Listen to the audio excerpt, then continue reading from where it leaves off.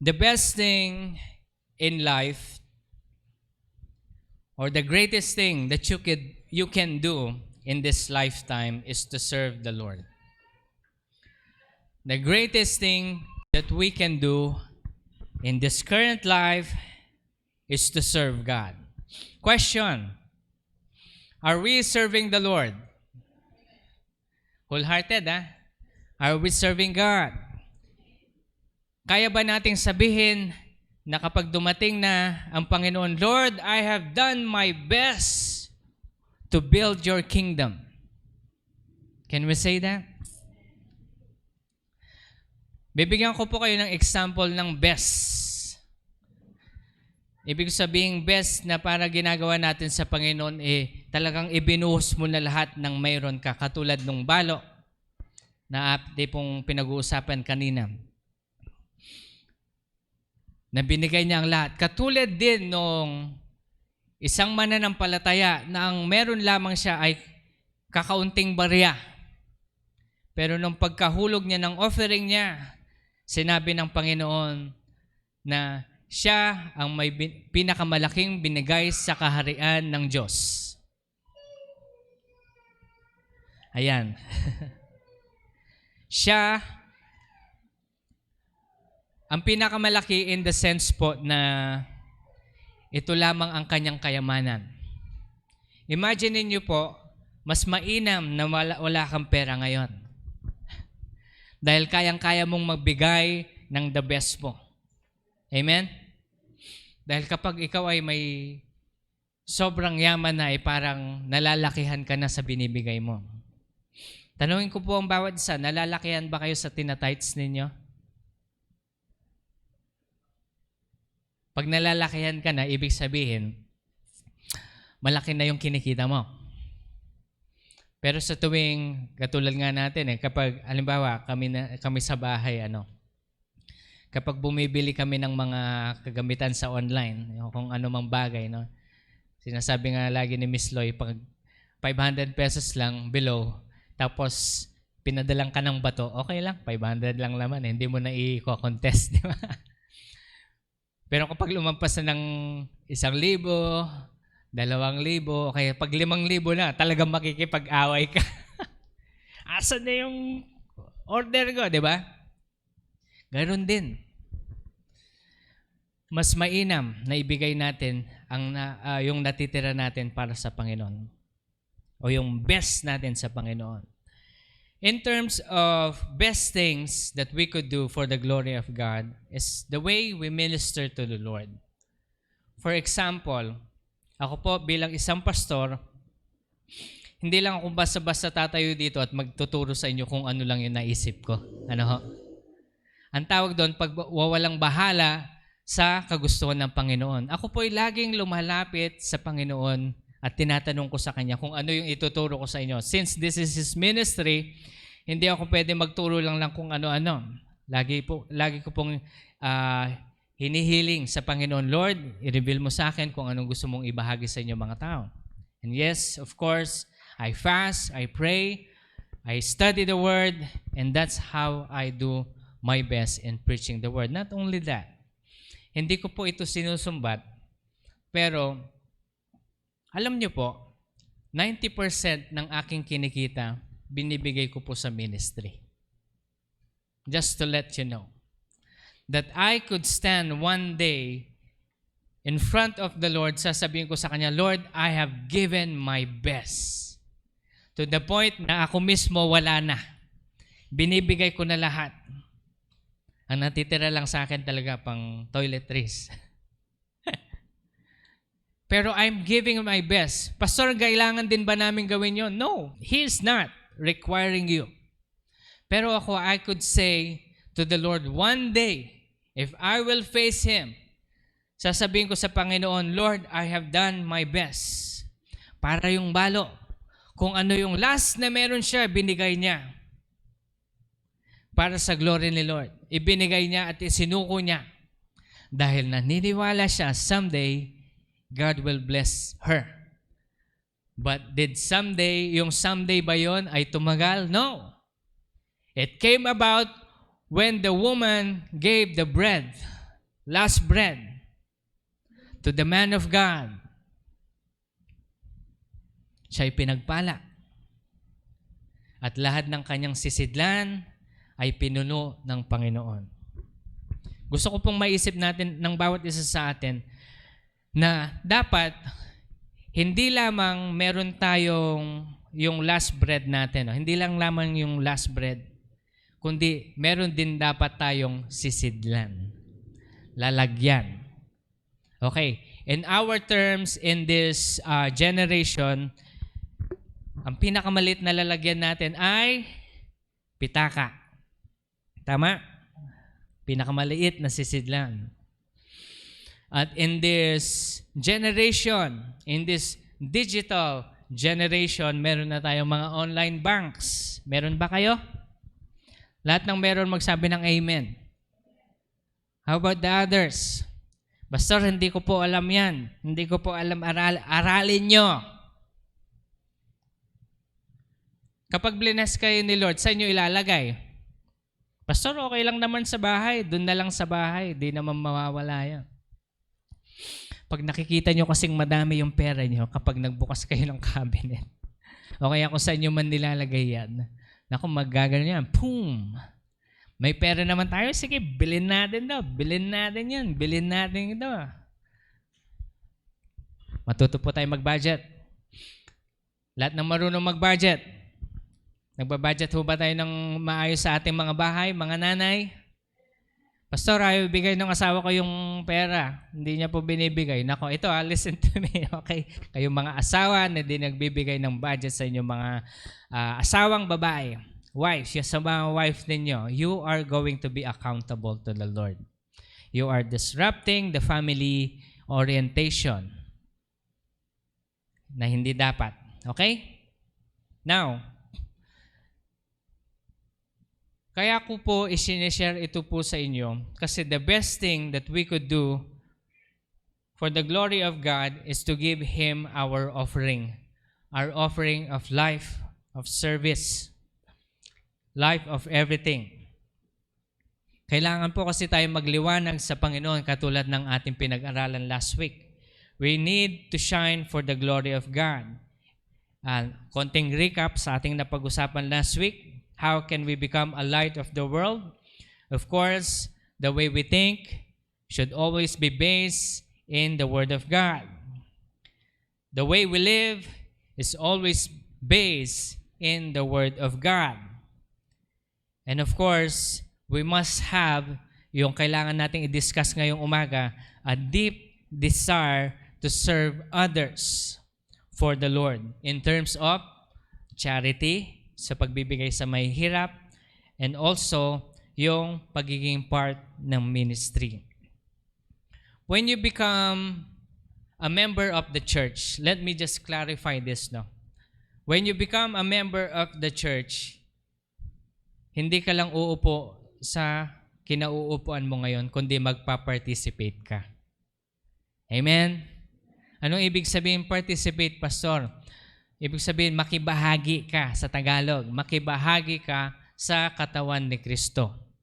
Kasi kapag ikaw ay uupo lamang dyan at makikinig ka lamang tuwing linggo, ang tawag sa'yo, attender. Okay? Hindi ka member. May exclusivity ba yun, Pastor?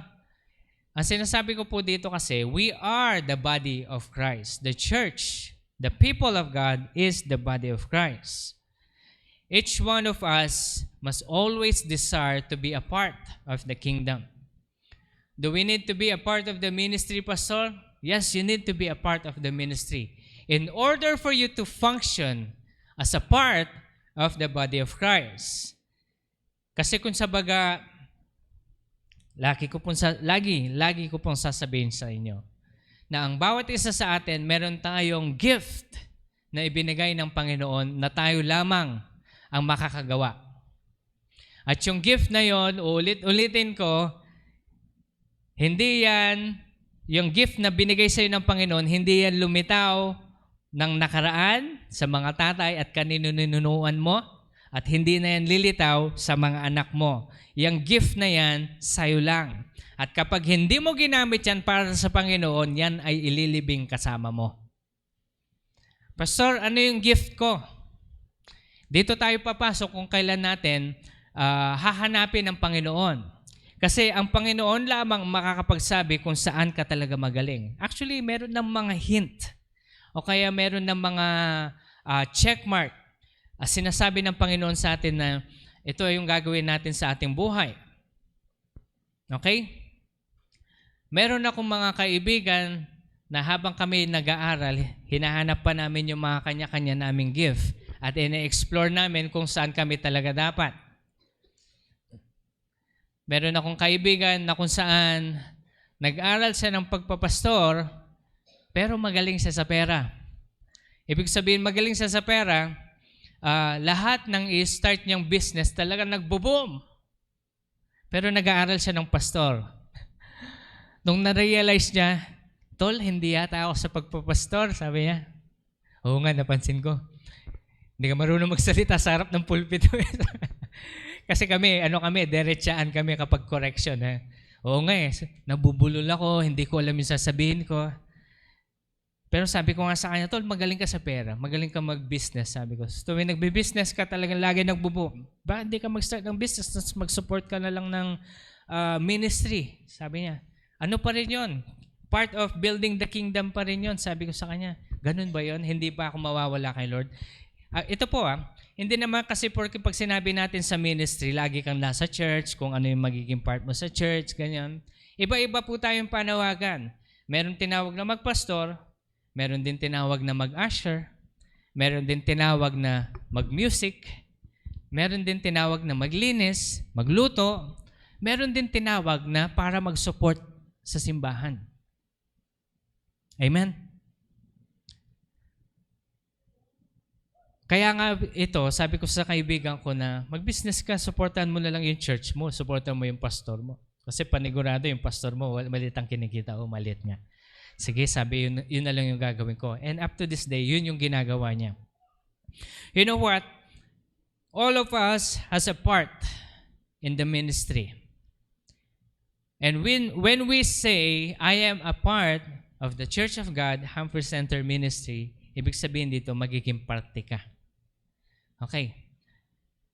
Sasabihin ng mga matatanda, Pastor, matanda na ako, wala na akong maitutulong para sa simbahan. Meron po. Meron kayong maitutulong. Pwede kayong manalangin. Kaya nga meron po tayong Saturday prayer meeting ng alas 5. Kapag wala kang ministry, pwede kang pumunta doon, makipanalangin ka lang. Kasi alam niyo po, when we gather all together, I can pray all alone and God will answer me. But when we have a corporate meeting, corporate prayer, meron tinatawag na corporate anointing. Na iba ang blessing when the people gather together in His name and utter one prayer with all of their hearts, there will be a change. At yung prayer natin doon, leading ng Panginoon, hindi lang sa individual prayers, kundi pagpe-pray natin yung kaayusan ng ministry na kung saan ipinagkatiwala sa atin ng Panginoon. Ano ba yung pinagkatiwala sa atin ng Panginoon? Itong church at yung eskwelahan. Okay? Ito yung pinagkatiwala sa atin ng Panginoon. Kaya bilang mga anak ng Diyos, ano yung pwede natin gawin? Pwede tayong makipanalangin para itaguyod ang kaharian ng Panginoon. Amen po ba? Lahat po ba kayo marunong mag-pray? O yan, di ba? Dapat magkita-kita tayo sa Sabado. Yan. Kaya sa mga nagpupunta ng prayer meeting, I salute you because you're doing good things for the Lord. Hallelujah. 1 Timothy chapter 3, verse 1. It is trustworthy statement, if any man aspires to the office of overseer, it is a fine work he desires to do. Each one of us should be a part to oversee things. Kapag sinabi kasi nating overseer ito, it's talking about a big church overseeing. Pero in our terms today, sa ating kinalalagyan ngayon, kung ano yung pinagkatiwala na ministry sa atin ng Panginoon, you are an overseer over the ministry that God has given you. Amen. Ako po bilang pastor, I am to oversee the church. Ako bilang isang presidente ng school, I am to oversee the overall part of the school na kung saan titingnan ko kung okay ba yung ating curriculum, kung okay ba yung ating policies, in line ba sa word, if everyone is working accordingly, working in the sense of meron tayong harmonious working together. Yan yung dapat ino-oversee ng isang presidente ng school. Kaya ito po yung ginagawa ko at gagawin. Actually, magme-meeting kami before the year 2024-25 school year. Yan. And actually, ito yung mga big parts lang. Pero ikaw po, kayo po, bilang isang mananampalataya, bilang isang parte ng katawan ni Kristo, tayo ay dapat ino-oversee natin kung ano yung ating hinahawakan.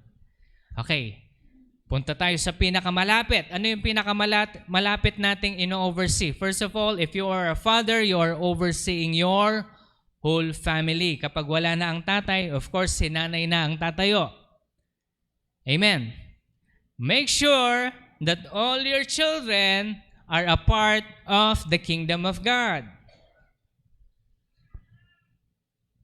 Sa ating mga tatay at nanay, lahat ba ng mga anak nyo ay nasa simbahan?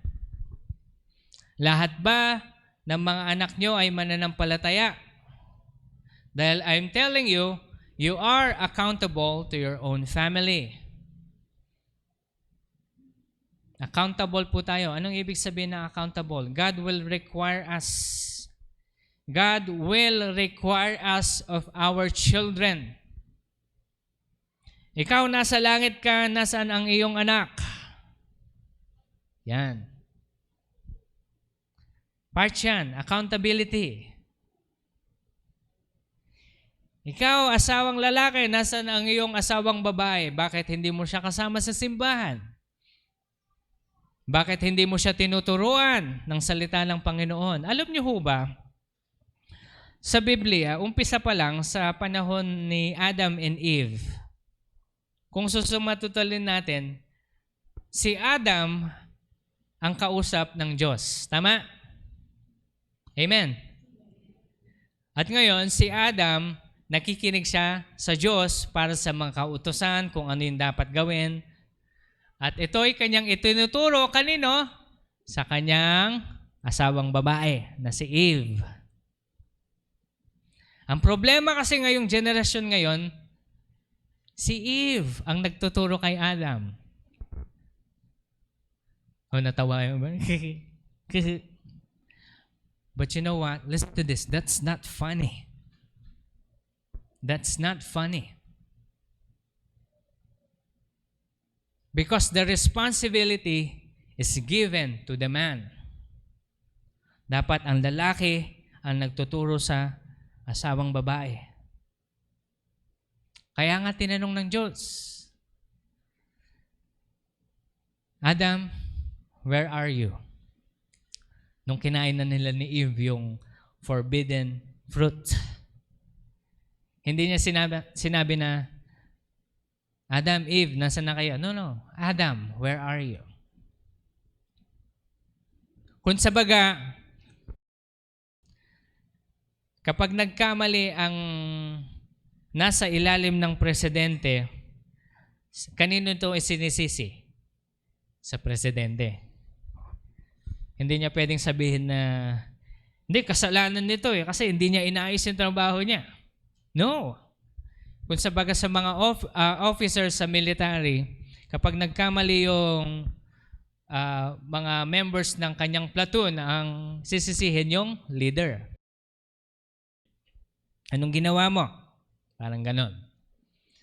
Responsibility. We are responsible over our children. Pastor, anong gagawin ko? Talagang pasaway yung aking anak. Kaya nga dito ka luluhod at mananalangin. Hindi mo na sila mabago, hindi mo na sila makausap, wala ka nang magawa kasi hindi mo na sila mapalo kasi ikaw na yung pinapalo nila kasi malalaki na sila. Wala ka na magagawa doon, kundi lumuhod at manalangin. Alam niyo po, I have seen different mothers prayed for their children. Ang masasabi ko lang po, isa sa mga pinaka-greatest mother, prayerful mother is si Mama Dang. Talagang pag nanalangin yan, siguradong sasagutin ni Lord.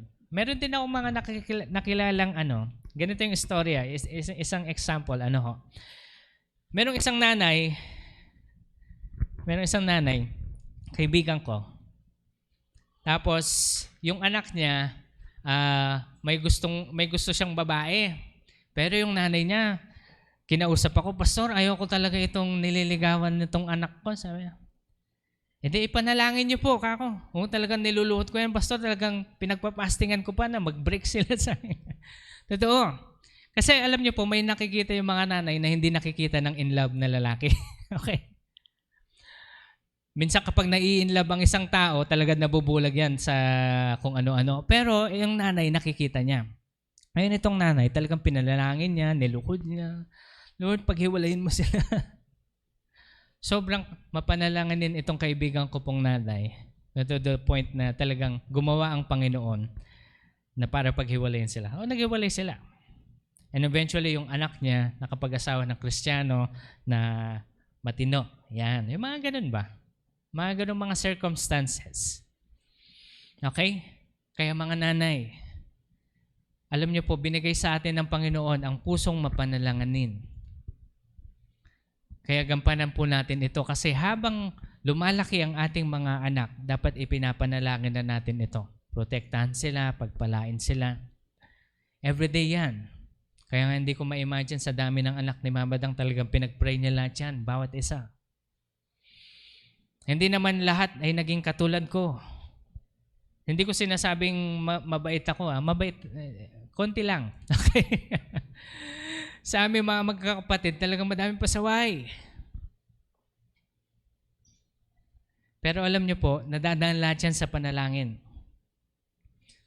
At nakita ko rin po yung mga ibang nanay na hindi mapanalanganin. Na sinasabi nila, Pastor, yung anak ko, ganun din, same story. Ayoko yung mapapang-asawa niya. Ikakasal na sila sa ganito-ganyan, Pastor. Pero kasi itong babaeng ito, alam ko yung nakaraan niya, ganito pa yung pamilya niya. Hindi naman siya nagko-condemn, no?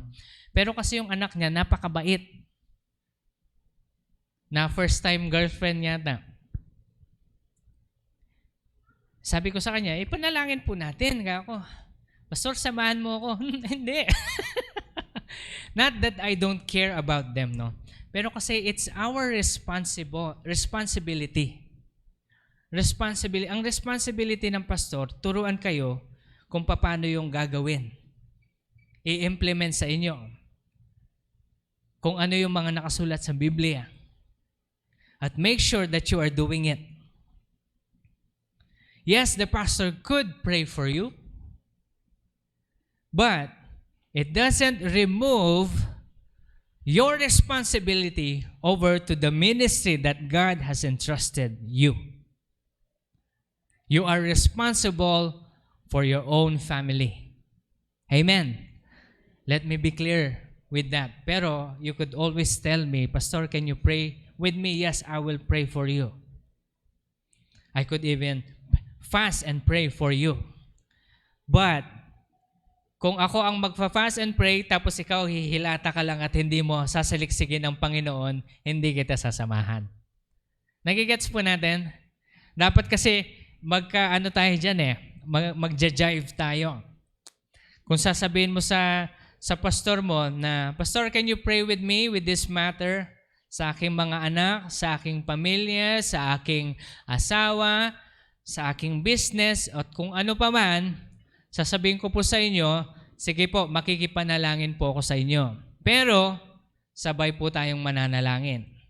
Hindi lang si pastor ang mananalangin. Kasi ang nangyayari nito is, si pastor nananalangin, tapos tayo chill lang. Walang mangyayari doon.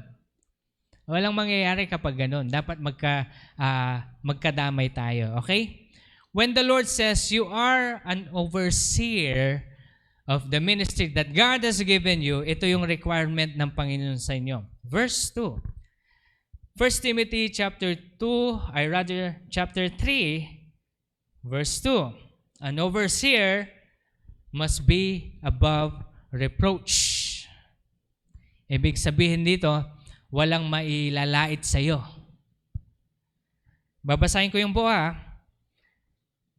The husband of one wife, temperate, prudent, respectable, hospitable, able to teach, not addicted to wine or pugnacious, but gentle, peaceable, free from the love of money. He must be the one who manages his own household well. Dapat maayos ang kanyang pamamalakad. Pero ito, simula mo tayo sa verse 2. An overseer must be above reproach. Ang pinaka po mainam na gawin natin para maibahagi natin ang salita ng Panginoon sa ating mga kamag-anak, dapat ito'y nakikita nila sa atin. Amen. Lagi ko pong sinasabi sa ating mga young people na kung gusto nyong mahikayat ang inyong mga nanay at tatay, dapat makita nila ito sa inyo. Okay? Ayokong pupunta kayo sa church. Sabi ko, pupunta kayo sa church, pero hindi nyo hinugasan yung mga naiwang pinggan sa lababo. Nagigets niyo po ito? Sabi ko sa kanila, huwag kayong pupunta dito hanggat di malinis yung bahay ninyo. Dahil kapag nakita ng mga magulang nyo, ang tamad-tamad ng anak ko, saan na naman siya nagpunta ngayong linggo-linggo? Dapat nasa bahay siya. Tapos sasabihin ng mga kapatid niya, pumunta po sa church. Anong church yan? Doon po sa Church of God Humphrey Center. Yung church na yan. Yan, nasisipa kami. Wala kaming ginagawa. Wala kaming ginagawang Alam niyo po kasi, we must be an example. And even to our children. Sasabihin natin sa ating mga anak na magsimba kayo, pero tayo mismo mga magulang ay nakaupo sa harap ng TV. Magsimba kayo para umayos ang buhay niyo. Ikaw hindi ka sasama, kayo na lang. Walang magbabantay ng bahay. Daming dahilan. Pero ito, ang mangyari niyan, pag nag-rapture, kinuha lahat ng kaanak mo, sasabihin mo sa Panginoon na naiwan ka sa bahay. Lord, bakit ako naiwan? Sabi ni Lord sa'yo, walang magbabantay ng bahay. Paano niyan? Diba? We must be an example. Above reproach, ibig sabihin walang maitutuya sa atin. Kung gusto mong pakinggan ka ng mga anak mo, dapat ikaw din ay magturo ng maayos na pamilya. Ibig sabihin bilang isang tatay, dapat alam mo yung mga sinasabi mo sa iyong mga anak. Meron kasi ako nakita one time, yung tatay, sinasabihan yung mga anak niya. Ito I've seen this and I was so, what is wrong with this guy? Ito yung turo niya. Sabi niya, mga gwapo naman kayo, sabi niya. Maghanap na lang kayo ng matandang babaeng mayaman, yun yung pakasalan ninyo. What a stupid, sabi ko, what a stupid advice to the young people. Pero anong sabi ng Biblia patungkol sa bagay na ito? Na the man is responsible for providing. Kasi yung mga kalalakihan in this generation ay, sorry for the word, walang bayag. Mas gusto pa nila maging house husband. There is no such thing. It is an abomination in the sight of God for a man staying at home doing nothing. You will lose all respect, I'm telling you. Mawawala ang respeto sa inyo. Kasi ang respeto ng mga bata sa isang magulang na, sabihin natin sa tatay, kapag ang tatay ay nagpro-provide, susunod siya. Tama? Susunod siya sa pag sinabi ng tatay na, hugasan niyo yung mga pinggan, linisin niyo ang bahay. Umuwi kayo ng ganitong oras. Makikinig ba yung mga anak? Pag hindi sila makikinig, ang sasabihin ni tatay, lumayas kayo. Kasi siya may-ari ng bahay. Nagigets niyo po yun? Ngayon, pag yung tatay, hindi nagpro-provide at hindi nagiging tagaturo ng word ni Lord sa loob ng bahay, anong respeto pa ang makukuha ng mga anak sa kanya? Pag sasabihin niya, maglinis kayo ng bahay, sasabihin ng anak, wala ka namang ginagawa, tay, ikaw na lang. Magtatrabaho pa ako mamayang gabi para may kainin tayo. Umaya ka naman sa anak mo. Amen. Because this is the thing. This is the responsibility at kung saan dito natin makikita yung tinatawag na magiging respect ng buong pamilya sa tatay o sa nanay naman. Pag ang nanay naman ay, kasi ito, basahin natin. Nakasulat dito. 1 Timothy. Concentrate tayo sa Timothy. Gusto ko kasi mag-focus dito madami ito. 1 Timothy chapter 3, verse 11. Woman must likewise be dignified, not malicious gossips, but temperate, faithful in all things. Ulitin ko Woman must likewise be dignified, not malicious gossips, but temperate, faithful in all things. Isa-isayin natin. Dignified, kagalang-galang. At sa ating mga nanay, imagine niyo mo yung sarili niyo. Kagalang-galang ba kayo? Anong ibig mong sabihin, Pastor? Kagalang-galang ba ako? Hindi ko alam. Malalaman mong kagalang-galang ka sa pagtatrato ng mga anak mo sa'yo. Kung paano ka nire-respeto. Halimbawa, meron kang 10 anak at yung 7 na anak mo ay nire-respeto ka, good. Pero kapag yung 9 out of 10 na anak mo binabastos ka, ibig sabihin, bakit? Pastor, bakit kaya hindi ako nire-respeto ng anak ko? Alam niyo po kung bakit? Ito, makinig kayo.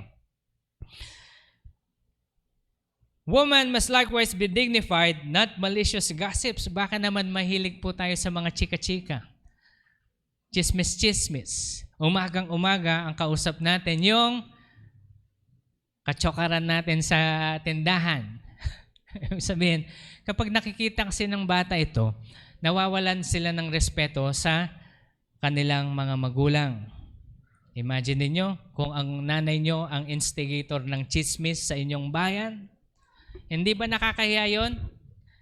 Merong ganun Meron akong basta may pinuntahan kami isang lugar sa Tondo yata yan. Nung nagmi-mission kami sa Maynila. Tapos may nadaanan namin yung isang babae talagang talakatak. Yung parang nakatakatak. Yung yan. Tapos, andito na naman itong chismosang to. Ginagano siya ng mga tao. No? Imagine niyo kayo ang anak ng babaeng yon. At makikita mo na lang yung mga anak nila nakaduko kasi nahihiya sa sarili nilang ina. Disrespect comes to a woman na chismosa. Dapat kayo ay, ating mga nanay, dapat tayo temperate lang. Ibig sabihin, hindi tayo yung masyadong nakikiusap sa mga ganyang bagay, walang kwentang bagay. Kasi ito talaga, kung ang lalaki, ang weakness niya ay babae. Ang babae naman, ang weakness niya ay chismis. Hindi ko nilalahat Pero ito yung parang mabilis ma-ignite. Boom! Kaya kapag may nakikichismis sa inyo, mga nanay, nakikichismis sa inyo, cut it down. Uy, alam mo, Mare, si ganito, ganyan. Ngayon, bilang isang Kristiyano, kapag narinig mo yon, ay naku mare, ayoko marinig.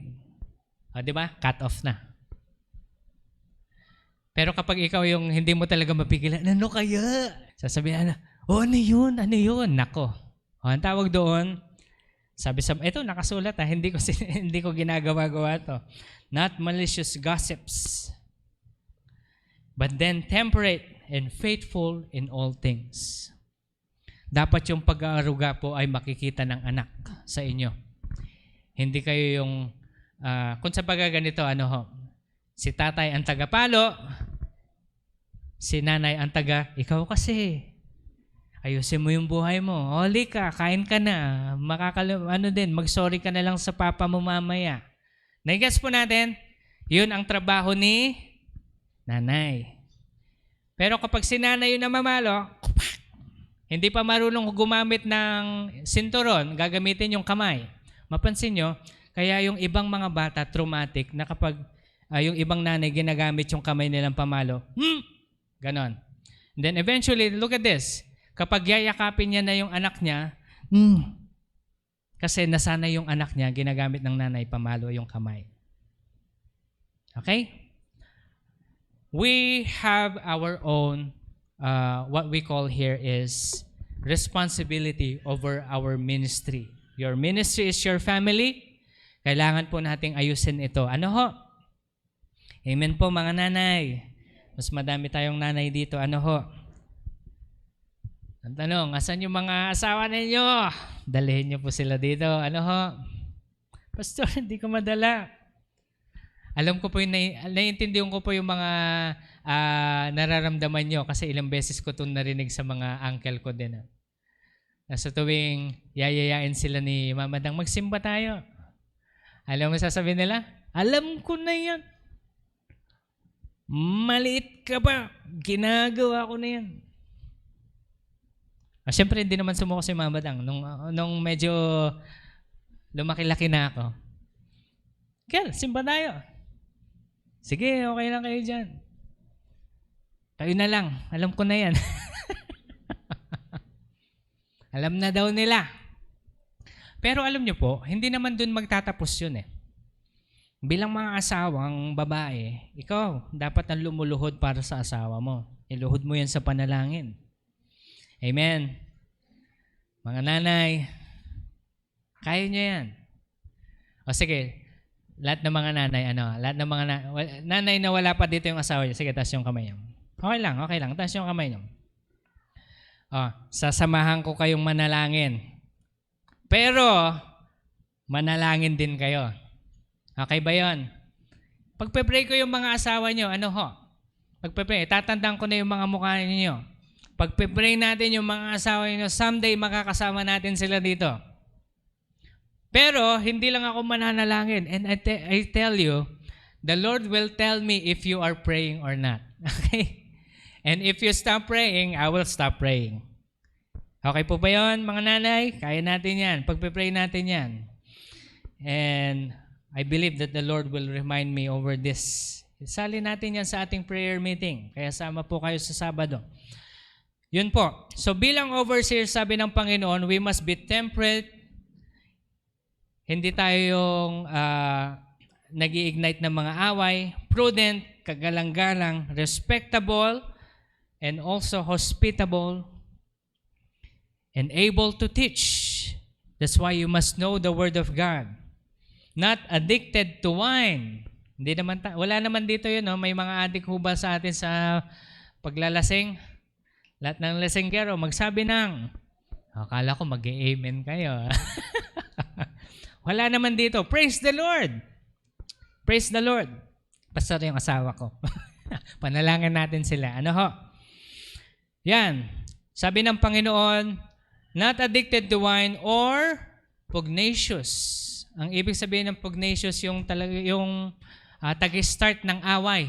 Yung parang konting usap lang gusto niya may argument kaagad.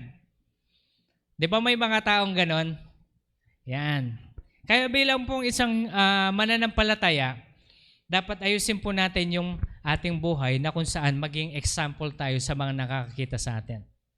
Hindi natin pwedeng sabihin sa kanila na sumama kayo sa akin sa simbahan at para kayo rin ay magkaroon ng buhay na walang hanggan.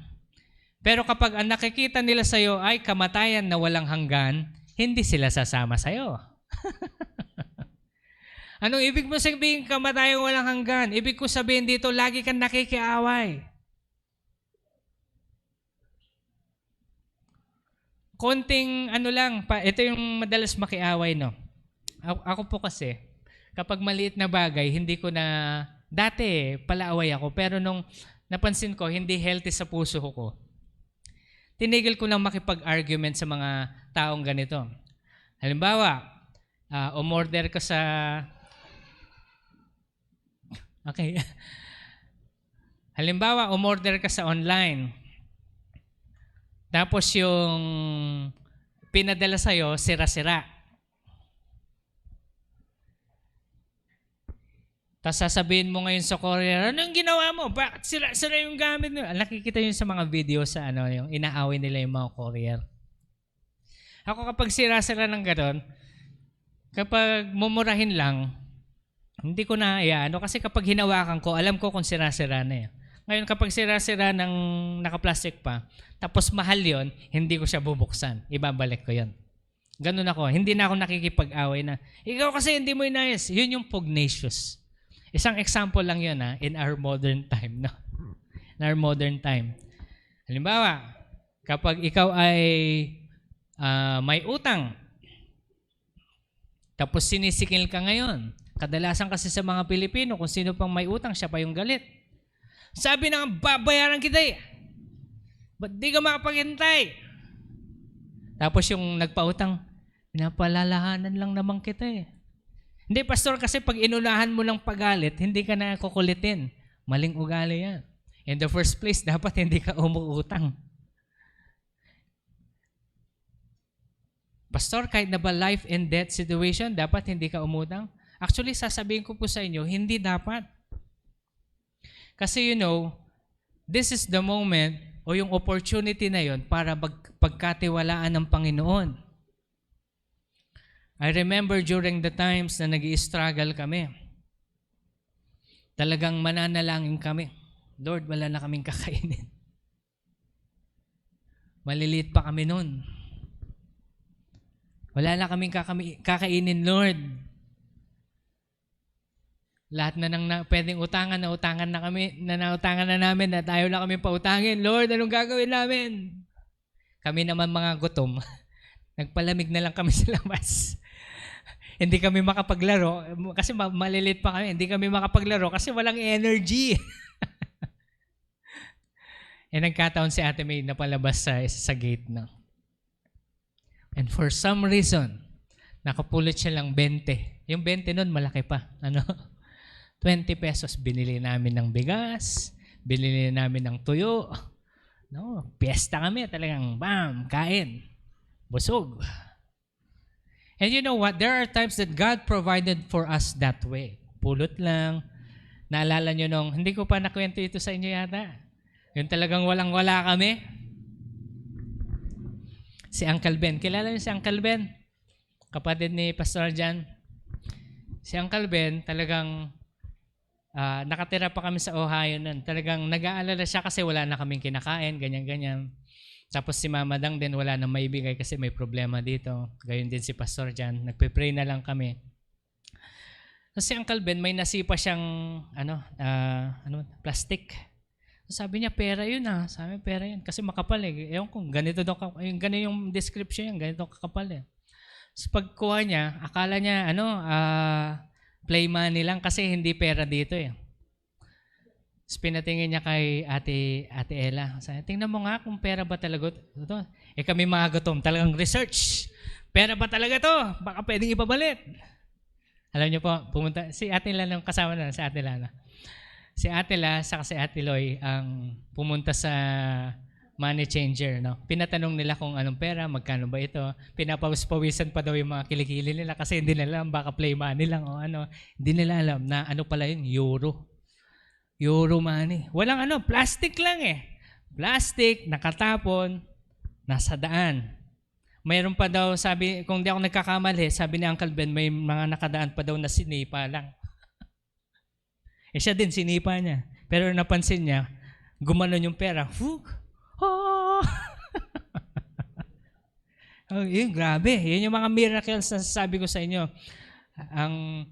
Talagang si Uncle Ben pa talaga lumapit sa amin. Sabi niya, Mac, may pera ka. Wala, Uncle, bakit may pera ka?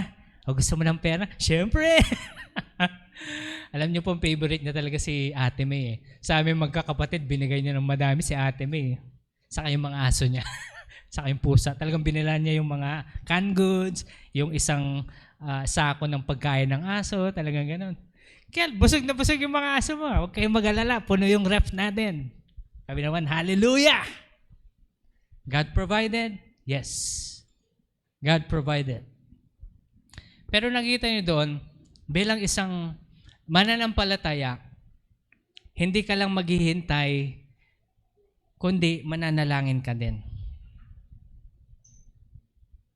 Mananalangin ka, Lord, give us a breakthrough. Kaya bilang po isang Kristiyano na overseer sa ating mga kanya-kanyang ministry, dapat ito yung dapat hinihingi at patuloy nating ipinapractice na lumapit tayo sa Panginoon at tayo humingi ng tulong sa Kanya. Amen? Tanawin ko po ang bawat isa. Lahat kayo may problema? Anong problema nyo? Hallelujah! Sino kailangan ng pera dyan? Lakas ng amen nyo. Wala kayong sakit, no? Sakit sa bulsa, pastor. Pare-pares tayo. Sa amin nga, cancer. Cancer na contagious. Okay? Pero hindi ko dinideclare yun. Ano lang, isang example lang. Pero sabi ng Panginoon sa atin, mga anak, unahin niyo muna ang aking kaharian. At pagpapalain ko yung sisidlan ninyo. Ulitin ko, dapat may sisidlan tayo. Amen?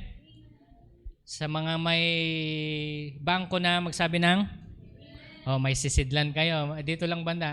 Anong ginagawa ng iba sa atin dito? Wala kayong bangko? Mag-ano na kayo? Mag-register kayo kahit yung PayMaya lang, CIMB.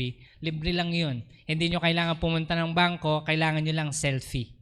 Magpasa kayo ng driver's license, passport, kung ano yung mga legal ano ninyo. Yun lang. So, may bangko na kayo. Pastor, wala naman laman. Ang importante doon, meron kayong sisidlan. Lalagyan. Okay? Ngayong may sisidlan na tayo, ito yung gagawin natin. Sabi ng Panginoon sa atin, unahin natin ang kanyang kaharian. Ito, may opportunity tayo ngayon. And I'm going to place it on your face na kailangan ng tulong ng school, ng prayers. Hindi po pera, no? Pastor, kapag may pera kami, pwede po namin ibigay sa school. Yes, pwede niyong i-donate, pero let me be clear, hindi namin kailangan ng pera niyo. Mas gusto namin yung panalangin ninyo. Hindi ako nagiging hipokrito dito kasi sinasabi ko po sa inyo, alam ko, tinatanong ko nga kayo, anong problema niyo? Problema niyo, pera din, di ba? Pare-pares lang tayo. Pero ang sinasabi ko po dito, makipanalangin po kayo. Ang sabi ng Panginoon sa atin, yung utos niya sa atin kanina, yung revelation niya sa kanyang prophecy is pray for the school. Breakthrough ng school. Pastor, bakit ba kailangan ng breakthrough ng school? Madami kasi kaming inaayos at ito yung pagmimitingan namin. Nananalangin po ako, ulitin ko sa inyo, nananalangin ako. Nireveal sa akin ng Panginoon, anak, pag hindi mo ito aayusin, in 10 years time, magko-close ang school. Sabi ko, Panginoon, Lord, hello, Lord. Sabi ko, problema mo to, Lord. Sabi ko, tulungan mo kami. Sabi ko, ituro mo sa akin. Ngayon, ang sabi ng Panginoon sa akin, sige anak, upo ka at isulat mo yung mga sasabihin ko. Ayun naman ako, nakinig, sinulat ko. Hindi ko pwedeng i-disclose sa inyo. Pero sabi ng Panginoon sa akin, ito yung gagawin mo. Bago magsimula yung school year, I want you to meet the whole staff. At kayo ang mag-i-implement nito. Kaya magkakaroon kami ng meeting regarding school year. Pero, Sabi din sa akin ng Panginoon, idamay mo yung katawan ni Kristo, the church, you. As a part of the church, sabi ng Panginoon sa atin, makipanalangin tayo. Ano yung ipapanalangin namin, Pastor, patungkol sa school? Ang ipanalangin niyo po, Lord, i-bless mo po yung Humphrey Center School ng madaming pera. Amen? O sige, buong puso natin sabihin ngayon, no? Lord, come on, just say it within your heart. Lord, i-bless niyo po yung HFLC, Humphrey Center School, ng madaming pera, Lord. Let me disclose it to you. The school is actually at the edge. To the point na if we will not do something, we are going to fall down. The school will stop. And the Lord reminded us 10 years ahead before this happens. Sabi ng Panginoon, ayusin natin and let's pray for it.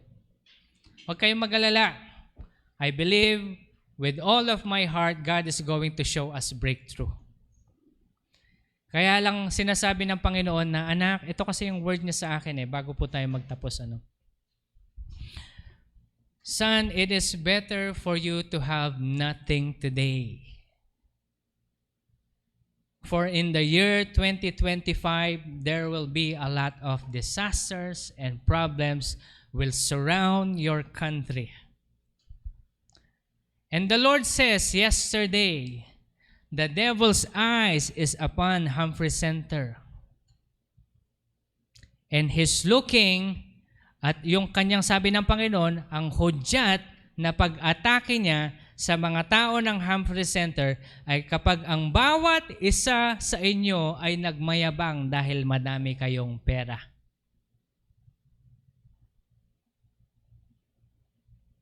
Basically, ang sinasabi ng Panginoon sa ating lahat, live a humble life.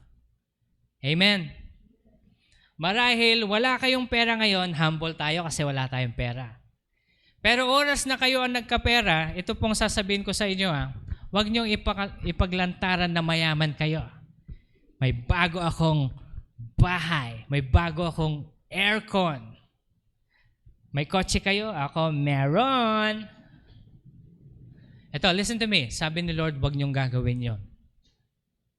Because by the time that you have done that, yun yung hudyat ng kaaway para atakihin tayo.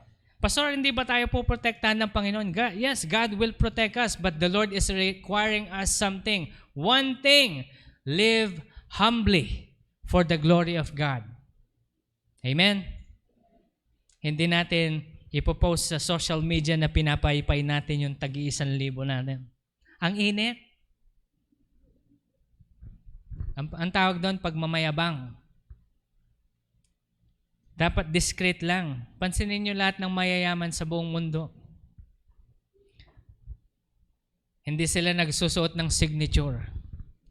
Tama? Sino bang mayaman na nakita nyo nagsusuot ng signature? Tapos nagdadrive sila ng kotse, ang pangit lang ng kotse nila. Hindi sila bumibili ng Lamborghini, Ferrari. No. Huwag kayong bibili ng Lamborghini o kaya Ferrari dito sa Amsik. Di na kayo makakalabas dito. Sa New York pa lang, sira na yun. Paayos nyo na lang yung daan nyo kasi dito lumak-lumak yung humps natin, gabundok.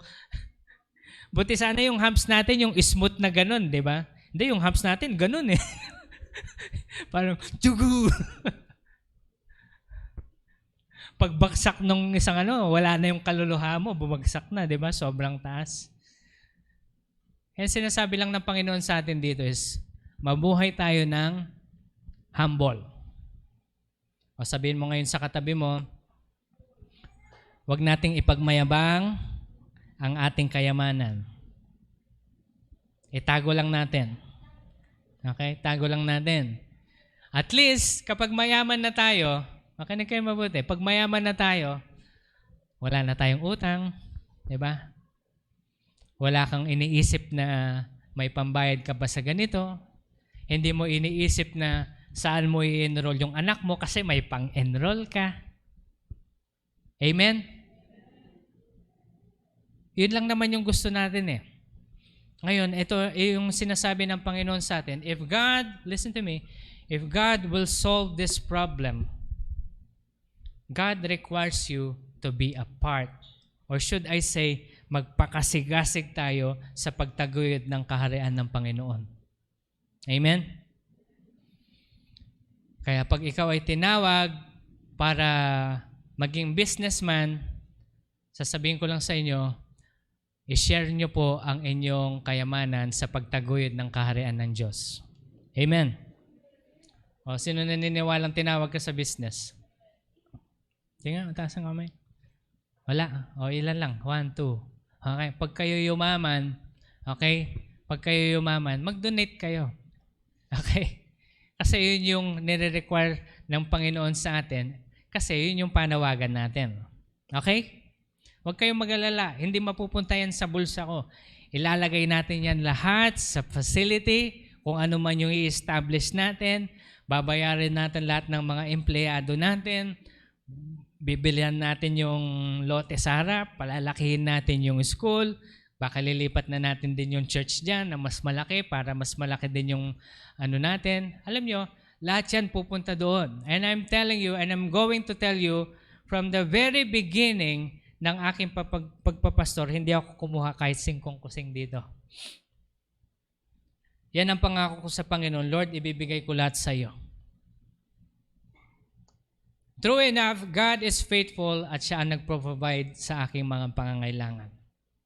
Not miraculously, pero miracle pa rin. Binigyan ako ng Panginoon ng trabaho. And I'm still working. Kaya yan ang masasabi ko lang po sa inyo. Itaguyod po natin ang kaharian ng Panginoon simula po ngayon. At kapag nagawa natin ito, sabi ng Panginoon, pupunuin niya ang inyong mga sisidlan. Amen po ba? Handa na ho ba kayong mapunong sisidlan ninyo? Sige po, lahat po tayo tumayo sa presensya ng Panginoon. Hallelujah. Thank you, Jesus. The Lord is telling me right now, those who have prayed earnestly for the good of the school, those who prayed sincerely for the good of the school, I will bless them, says the Lord. I will fill all of their empty pots, fill them and bless them. I will give them good health, says the Lord, and I will prosper them in every aspect of their life, including their business, their family, their relationships, their promotions, says the Lord. All of these things will fall on their lap as long as they sincerely build my kingdom through prayers with sincere heart. Hallelujah. Sige po, ipag-pray natin ang ating ministry. Panginoon, itinataas po namin una sa lahat ang aming simbahan, Panginoon. Wala kaming ibang desire, Lord, for this church to grow and for us, Lord, to grow in our faith. And as we grow in our faith, O Lord God, may we be able to encourage our family members to do the same. At Lord, i-anoint niyo po kami, Panginoon, para maidala po namin lahat ng aming mga kamag-anak dito. In Jesus' name. And also, O God, we pray, O Lord God, for the school. Again, Lord, breakthrough. Give us a breakthrough, O Lord. Sabihin natin sa Panginoon, Lord, gusto namin ng change sa AMSIC. Gusto namin change sa next generation. We want them, O God, to have a God-fearing heart, O Lord. So this place will be established in your name. And Lord, this could only happen if this school stay standing and firm. At Lord, nangangailangan po kami ng tulong. Come on, angkinin nyo, part ako ng Humphrey Center, part ako ng ministry ng school at ng church. Angkinin nyo, sabihin nyo sa Panginoon, Lord, kailangan po namin ng madaming pera, Panginoon, para itaguyod ang inyong kaharian sa pamamagitan ng school. Lord, give us a breakthrough. And we believe, O God, this will come to pass, so Father. Lord, breakthrough in the mighty name of Jesus. We are asking corporately, O God, with a sincere heart. Lord, we want change. We want change, O Lord God. Lord, hindi namin ito gagawin kasi gusto namin mabless. Kundi gagawin namin to, Lord, para itaguyod lamang ang inyong kaharian. I-bless nyo man kami, praise the Lord. Hindi man nyo kami i-bless, Panginoon, praise the Lord. We learn how to live with plenty. We learn how to live with nothing. And still, O God, we will declare in our heart, blessed be the Lord who gives and take away. Blessed be the name of the Lord who blesses His people. We thank you, O God. Today, O God, we just want to bless your name. Maraming pong salamat, Panginoon, sa lahat ng inyong revelasyon. Pagpalain niyo po kami lahat at even yung family namin. Bigyan niyo rin po kami ng breakthrough sa aming sariling family at i-bless niyo po kaming lahat. Maraming pong salamat. Ito po ang aming samot dalangin sa pangalan ni Jesus. Amen and amen. God bless you all po. Magandang umaga po sa bawat isa.